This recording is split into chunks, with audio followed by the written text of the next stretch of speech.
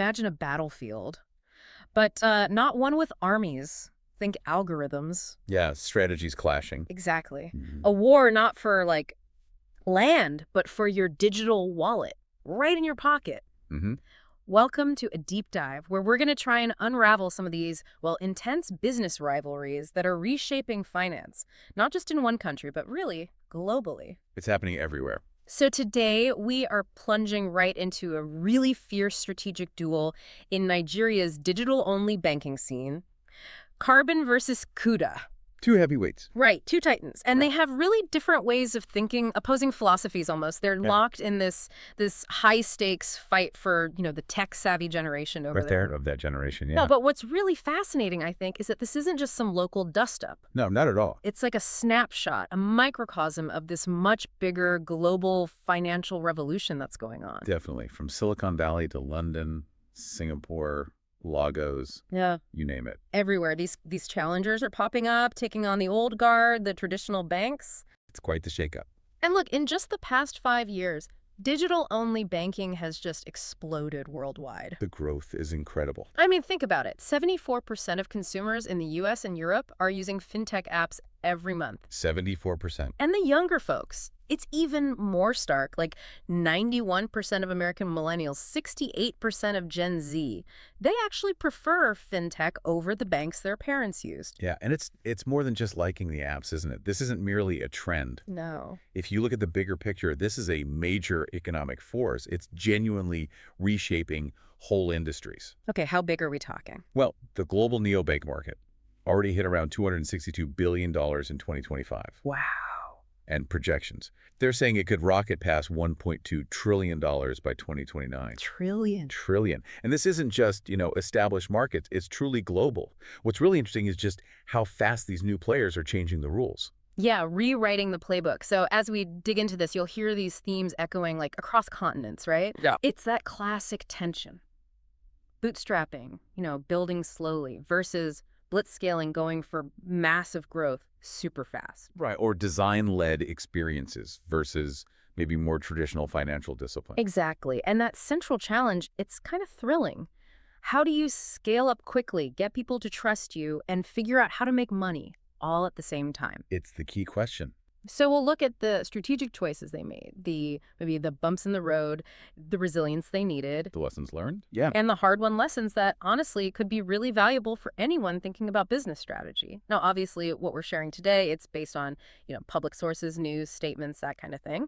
Public records. We're aiming to get the ideas across, understand the strategies based on what's out there, not saying we know every single inside detail. Exactly. It's about conveying the insights from the information available. Okay, so let's set that global stage first. Yeah. Because while Nigeria's our focus, these dilemmas, they are playing out everywhere. You see it mirrored constantly. Take Europe.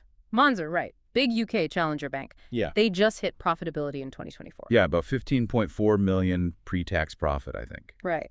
And now they're looking at expanding into the US, wider Europe. While their competitor, Revolut, is chasing, a potentially massive valuation. $65 billion. $65 billion. And they're eyeing a US IPO, maybe raising $1 billion. Clearly prioritizing scale. Scale over immediate profit, yeah. And what's striking is how they're all sort of defining banking in their own image, strategically. How so? While Monzo's path, it looks like sustainable growth first, right? Yeah. Get profitable, then expand aggressively. Makes sense. Revolut, on the other hand, seems to want to be this all-encompassing financial super app covering everything. Reach matters most. The everything store for finance? Kind of. Yeah. And then you've got Starling Bank, another European player, also heading towards a New York listing. Yeah. They're using different market valuations strategically as they grow overseas. It really does highlight that core question, doesn't it? Profit first or scale first? It's the fundamental trade-off. And it's a global challenge. Scale fast, build trust, make money, all at once. The trifecta. And this dynamic, it's not just Europe. You see the same fight in the US. Oh, yeah.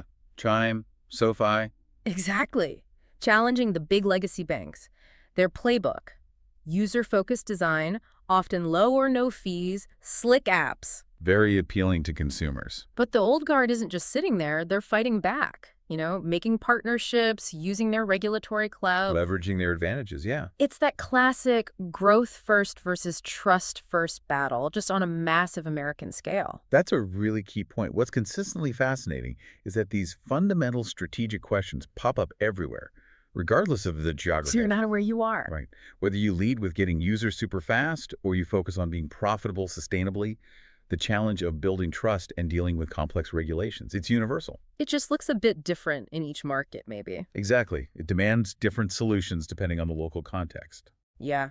And the lessons learned seem to echo, too. Back in London, like we said, Monzo showed profitability is possible. While Revolut kept chasing that scale, what are they at now? 60 million users. Something like that. And a $45 billion valuation.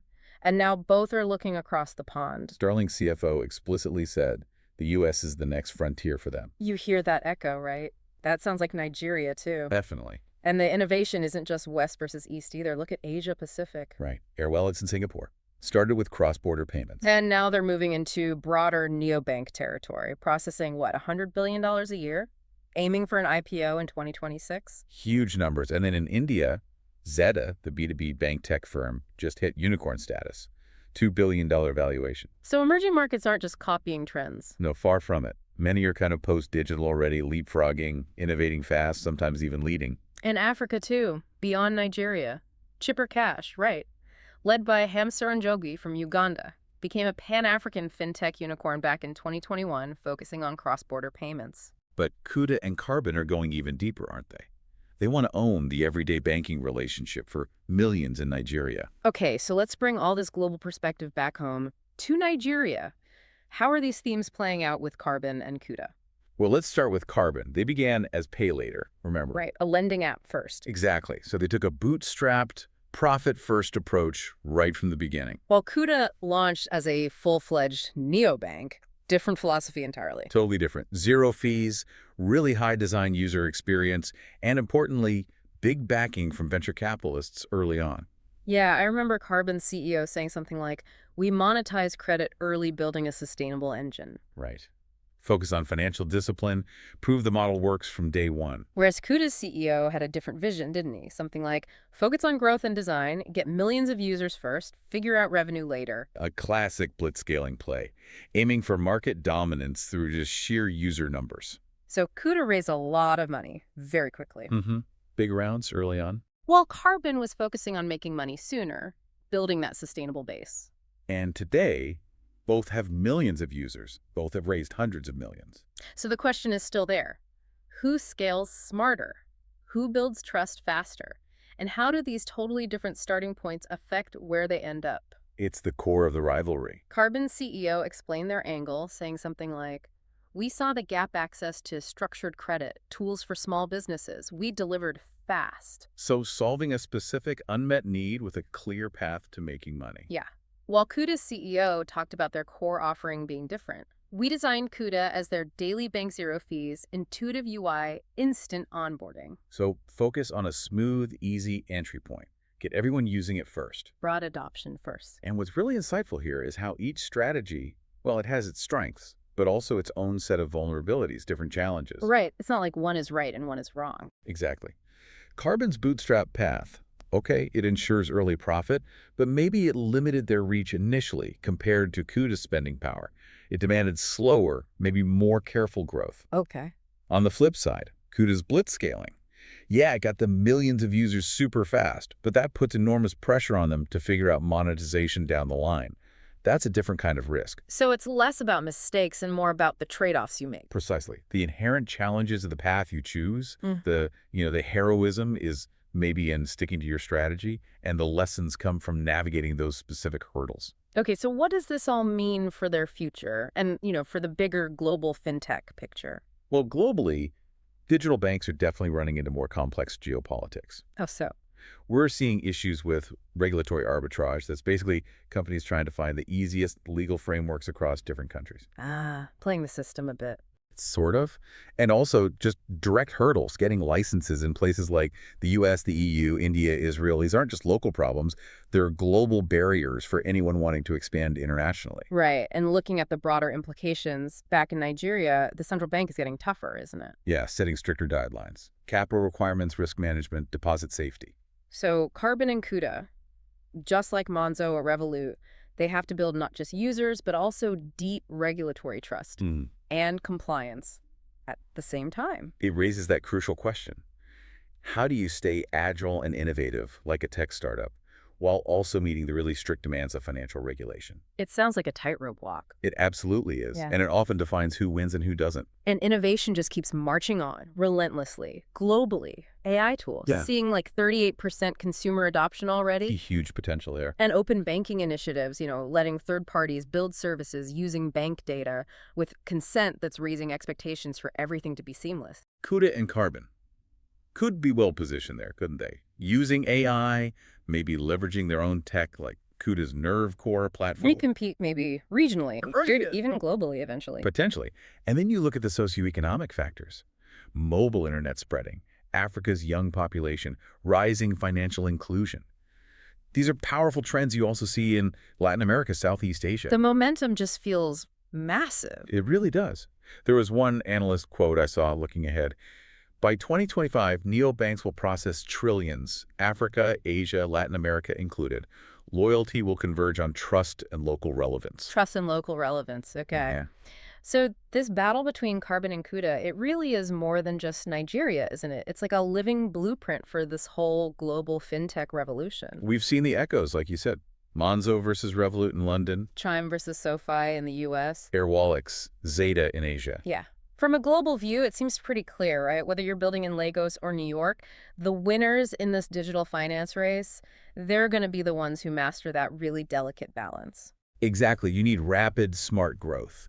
But at the same time, you absolutely have to build that unwavering regulatory trust. And figure out monetization carefully, with foresight. And deliver an experience that people actually enjoy using. That delightful, intuitive design, it all has to work together. Which brings up a big question, I think, for you listening.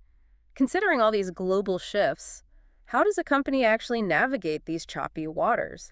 You've got geopolitics, tougher regulations, changing customer expectations thanks to AI and open banking. That's a lot to juggle. Carbon versus Kuda. Two philosophies, one strategic war, the next chapter.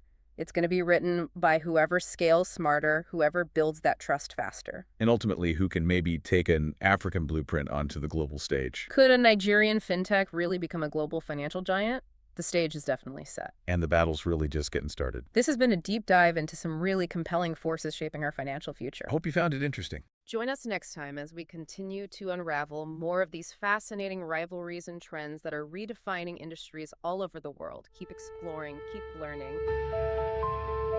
You've been listening to Empire and Legacy, African Business Chronicles. Our hosts are Zuri Mwangi and Kwame Adeyemi. If you enjoyed today's episode, be sure to follow us on LinkedIn, WhatsApp, X, Instagram, and YouTube. All links are in the show notes. Subscribe to the podcast on Spotify, Apple, or your favorite podcast platform, and share this episode with fellow business leaders. We're back each week sharing more stories about the exciting business rivalries shaping the future of business across Africa. Empire and Legacy is essential listening for business professionals and leaders. Be sure to subscribe to be the first to know when new episodes are released. Until next time, stay